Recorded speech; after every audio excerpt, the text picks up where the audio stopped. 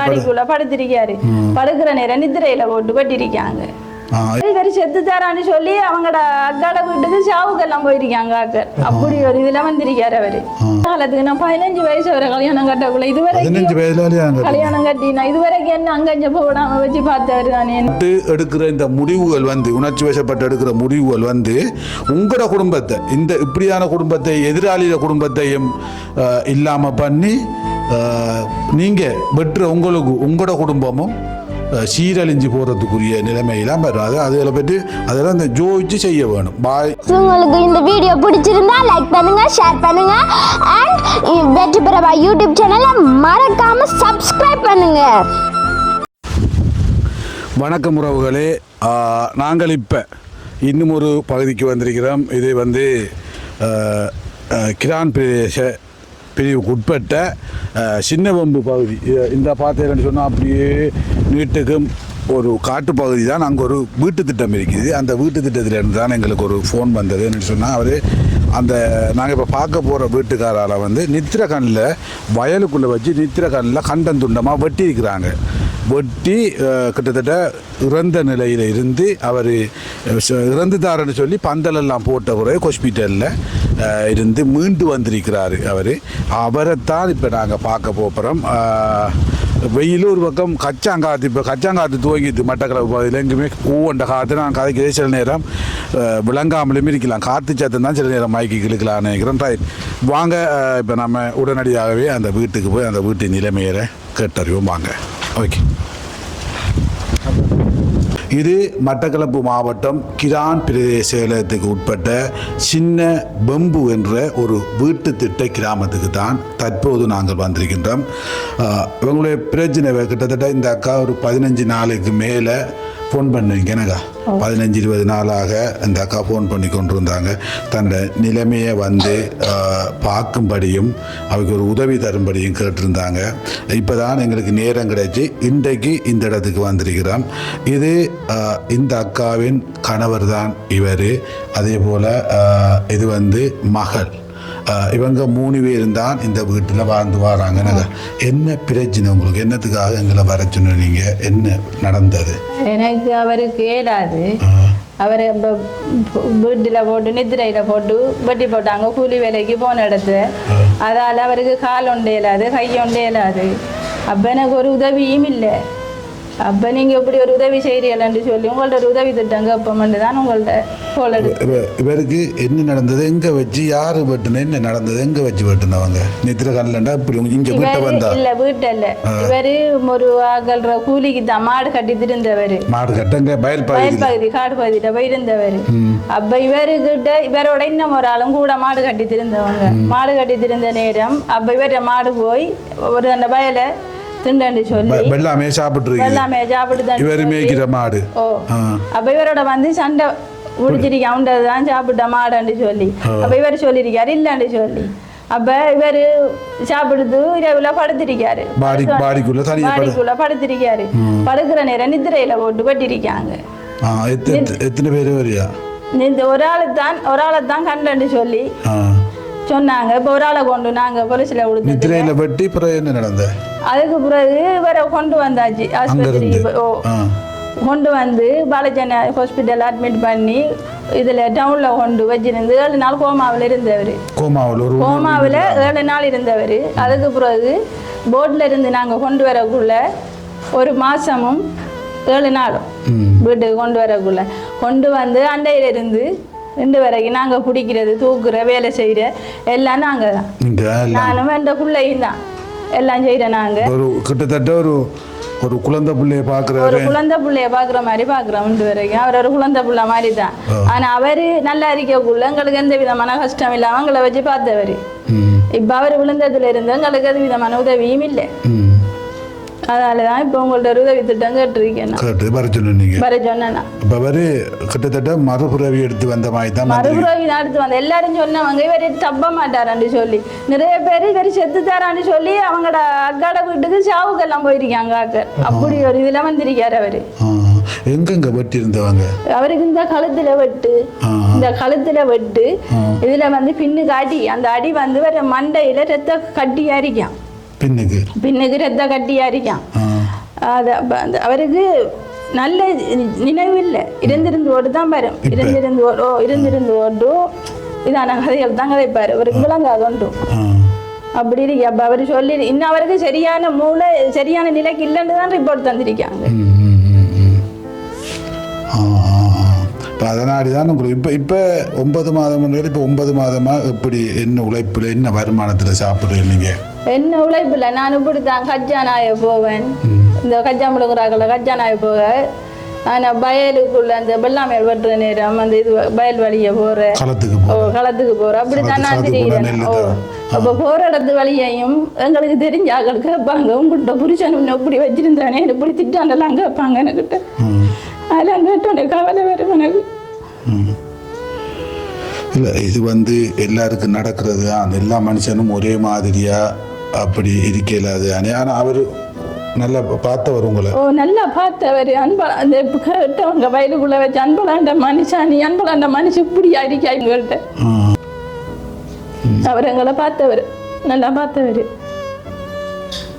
இப்போ நீங்கள் 6 மாதம் 9 மாதமாக பார்க்குறீர்கள். இப்போ உங்களுக்கு அது ஒரு இப்போ இடியாது இருந்தாலும் கேட்குறேன் என்னன்னு சொன்னால் இது ஒரு கஷ்டம் மாதிரி அப்படி உங்களுக்கு தோணும் இல்லையா?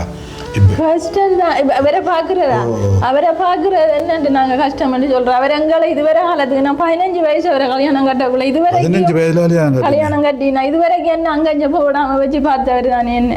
அப்ப அவரை பாக்குறது எங்களுக்கு கஷ்டம் இல்லை. அது சரி, மனது திருப்தி.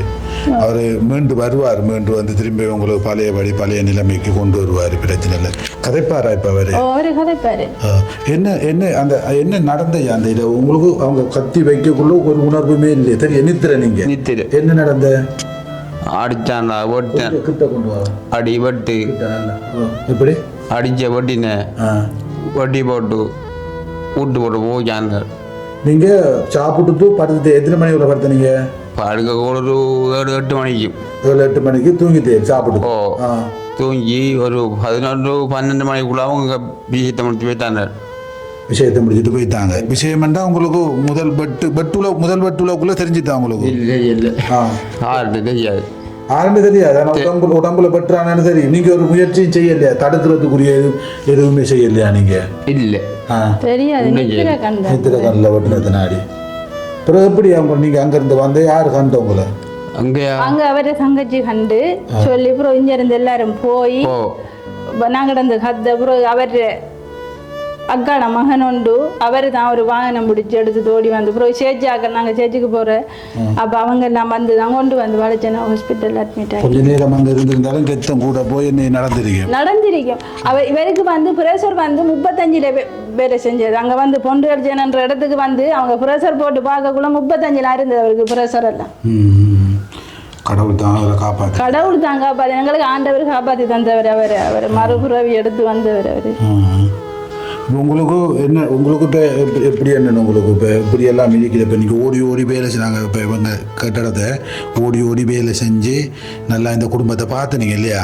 இப்போ உங்களுக்கு ஏதாவது ஒரு மன கஷ்டமாகி ஏதாவது ஒரு இதாக இருக்குது அப்படி இதே மாதிரி இதில் இருக்கிறது அல்லது வீட்டோட இருக்கிறது?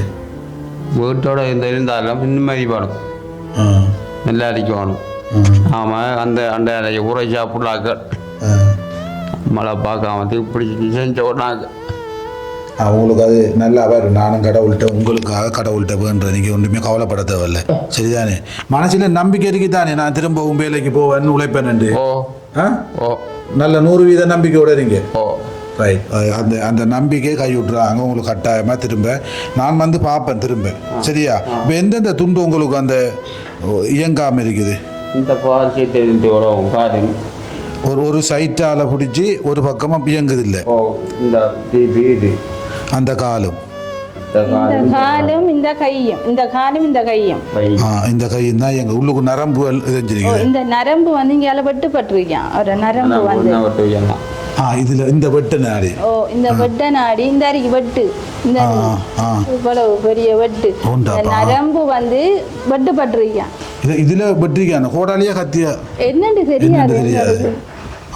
இதால இப்படி கழுத்துக்கு பட்டு தான் உயிர் போறதுக்குரிய பட்டு தான். உயிர் போறதுக்கு தாங்க வெட்டினவங்க. என்னண்டா என்னதான் ஒரு பகையாக இருந்தாலும் என்னதான் ஒரு பிரச்சனையாக இருந்தாலும் ஒன்று பேசி தீர்க்கணும். அல்லது ஒரு அந்த பிரச்சனையை அவரத்தோட கைவிட்டு போட்டு மாடு ஏதோ ஒரு மிஸ்டேக்கால வர்ற மாடோ இல்லைன்னு தெரியாது, யாரோ மாடு உங்களோட வயலுக்கு உங்களோட பயிரை சாப்பிட்டு தானே சொன்னால் அது அப்படி மிஞ்சி போனாலும் ஒரு 2 நெல் தான் அதில் போகுது இல்லையாக்கா? ரைட், ஒரு 4 மூடை நெல் போகட்டுமே அந்த மாடு சாப்பிட்டது நாடி இந்த உயிர் வந்துருமா? ரைட், இவருக்கு என்ன நடந்து வெட்டுப்பட்டால் இன்னார் தானே என்று குறிவெட்டா அவர் அந்த வெள்ளாமே வெட்டுறது கூட நேரம் இல்லாமல் கம்பி எண்ண வேண்டி வந்துடும். அவருக்கு பின்னால் அவரோட வீட்டை 4-5 பிள்ளைகள் இருக்கும், மனைவி இருக்கும், அவங்களுக்கும் சில நேரம் இதே நிலைமை தான் அவரோட பிள்ளைகளுக்கும் வருங்க. நீங்கள் இந்த டக்கண்டு உணர்ச்சி வசப்பட்டு எடுக்கிற இந்த முடிவுகள் உங்களோட குடும்பத்தை இப்படியான குடும்பத்தை எதிராளிய குடும்பத்தையும் இல்லாமல் பண்ணி நீங்கள் வெட்டுற உங்களோட குடும்பமும் சீரழிஞ்சு போகிறதுக்குரிய நிலைமையெல்லாம் வரும். அதில் பற்றி அதெல்லாம் இந்த ஜோதிச்சு செய்ய வேணும். பாய் என்றால் வாயோட பேச்சு கதையோட பேச்சுன்னு கை காலுக்கு போய் உயிர் எடுக்கிற அளவுக்கு வரக்கூடாது. இன்றைக்கு வரை ஓடி ஆடி திரிஞ்ச மனுஷன் இந்த வண்டியில் குந்த வச்சிருக்கு, இந்த அக்காவை போய் அங்கேஞ்சு போய் கஷ்டப்பட்டு வேலையை வச்சிருக்கு. எல்லாமே இந்த வெட்டு பிரச்சனையால் வந்தது தான் இல்லையாக்கா? இப்போ நீங்கள் இவருக்கு எத்தனை வயசு மகளுக்கு? 22 வயசு. 22. கல்யாணம் கட்டித்தாவா? கல்யாணம் கட்டி அவர் விட்டுட்டு போயிட்டாரு. என்ன காரணம்? அவங்களோட அம்மாக்கள் அதுதான் சொல்லி அவருக்கு சொல்லி கொடுக்குற. அப்ப இந்த பிள்ளைக்கு அடிக்கிற வேலை செய்யற அவர் குடிக்கிற குடிக்கிறவர் குடிச்சு போட்டு அடிக்கிற. அப்ப அதான் ஒரு நாள் போட்டு அடிச்சு போட்டு அவங்களோட அப்பாவுக்கு கோல் எடுத்தாரு வரட்டாமன்னு சொல்லி. அங்க போய் பார்த்து அடிச்சு புள்ளைய வளர்த்தாட்டி கிடக்கு. அப்ப புள்ளைய கொண்டு வந்து நாங்க வச்சுட்டு இருந்தேன். அவங்க குடிச்சு வெளிநாடு அனுப்பி விட்டுட்டாங்க அவரை. வெளிநாடு போயும் கோல் எடுத்து பேசி வரண்டு பார்த்தோம், ஒன்றுமே இல்லை, ஒரு தொடர்பும் இல்லை. அதனால இப்ப பிள்ளைய வச்சுட்டு நாங்க பாக்குறோம். எத்தனை வருஷம் உங்களோட? அவ வந்து 1 வருஷம். 1 வருஷம். எத்தனை நாள் நீங்க கல்யாணம் கட்டக்குள்ள எத்தனை வயசு அவைக்கு? 20 வயசு. 20 வயசு. திரும்ப உங்களுக்கு அவரோட சேர்றதுக்கு விருப்பமா வந்தா? சேர்ற இல்லை. ஏனது அவ்வளவு கொடுமை? அவ்வளவு கொடுமை செஞ்சு. ஆனா அப்படியெல்லாம் கொடுமை செஞ்சு அவங்க அப்பா வளர்க்கையும் ஒரு நல்லா அடிச்சும் தெரியும் அவர்கிட்ட மக்களுக்கு. அப்ப அடிச்சும் வளர்க்கல பிள்ளைகளுக்கும் அடிச்சு வளர்க்கல. இவ்வளவு வயசு 15 வயசு கல்யாணம் கட்டின எனக்கு ஒரு நாள் அவர் அடிச்சு வளர்த்தது அடிச்சதும் இல்லை. அப்படிதான் வச்சு பார்த்தவர். எங்கட குடும்பத்தை பார்த்தாலே எல்லாரும் இதான் தான் சொல்லுவாங்க, அப்படி இருந்த குடும்பம் இப்ப இந்த நிலைமையில இருக்கணும். இப்போ உங்களுக்கு என்ன உதவி வேணும், என்ன செய்ய புரியலக்கா, என்ன சொல்லுங்க அப்பா? நான் எனக்கு ஒரு கடை உண்டு, சாப்பாடு கடை ஒன்று போட்டு தந்தீங்கன்னு சொன்னா அதை வச்சு நான் அதுல வேற இதுகளை வச்சு அவரை பார்த்து கொள்ளுவேன். நான் எல்லா சாப்பாடெல்லாம் எல்லாம் செய்வேன், எனக்கு செய்ய தெரியுமா. என்ன சாப்பாடு செய்வேன் நீங்க? நான் முழுது செய்வேன், பரோட்டா ரைஸ் கொத்து முழுக்க செய்வேன். நான் எல்லாம் பழகிருக்கீங்களா? நான் வெளிநாட்டில் இருந்த நாடு. இப்போ நீங்கள் இங்கே பரோட்டா கொத்து போட்டு போகுமா? கொத்தெல்லாம் சரி வராது. இப்போ நீங்கள் இங்கே காலை சாப்பாடு புட்டு இடியப்பம் அது பின்னேரத்திலையும் வடையல் பெட்டி சதுரி செஞ்சு வச்சா வியாபாரம் போகும். இப்போ இன்றைய நிலைமை என்ன மாதிரி இருக்கு? இன்றைய சாப்பாடுகள் அதில் என்ன மாதிரி? இன்றைக்கு நேற்று என்ன செஞ்சீங்க? 2-3 நாள் என்ன செஞ்சீங்க சாப்பாடுகளுக்கு? சிலவுகளுக்கு என்ன? இப்போ அங்கே வாரது அரிசி அது இது என்னத்துக்கும் காணும். சிலவுகளுக்கு என்ன செய்யுது? செலவுக்கு இப்படித்தான் நான் போய் கொண்டு வந்தா அதை வச்சுது என்னதையும் போட்டு சுண்டல்களை சுண்டுறாங்க. கறிகள் வந்தா கொண்டு வர அவற்றை அக்கா அவங்க ஒரு ஆள் இருக்காவும் அவன் என்னவும் அவங்களோட மக்கள் கொண்டு கொடுத்தா மீன் அது இது கொண்டு தந்தா அதுகளை தான் சமைச்சு சாப்பிடுவோம். இன்றைக்கு அவன் அரிசி கொண்டு தந்தாவும் ஒரு அரிசி கொண்டு வந்தாவா அதை சமைச்சு மீனும் எடுத்துட்டு வந்தாவ அந்த பாறைக்குட்டி மீன் அதையும் ஒரு சொதி வச்சு சாப்பிட்டேன். நாளைய பொழுது கொண்டு வந்து யாரும் கொண்டு வந்து அப்படி தந்தாத்தா. இப்போ நீங்கள் இடியப்பம் புட்டு செஞ்சால் இங்கே வியாபாரம் போகுமா? இந்த பின்னுக்கு சும்மா தகரத்தால் கடமாய் கட்டணுமா? எப்படி அது? பின்னுக்கு ஒரு சின்ன கடை மாதிரி ஒன்று கட்டி தந்து அதுக்குரிய இதையும் தந்தீங்க. சாமான்களையும் தந்தா நான் செஞ்சு விற்பேன். விற்பேர்.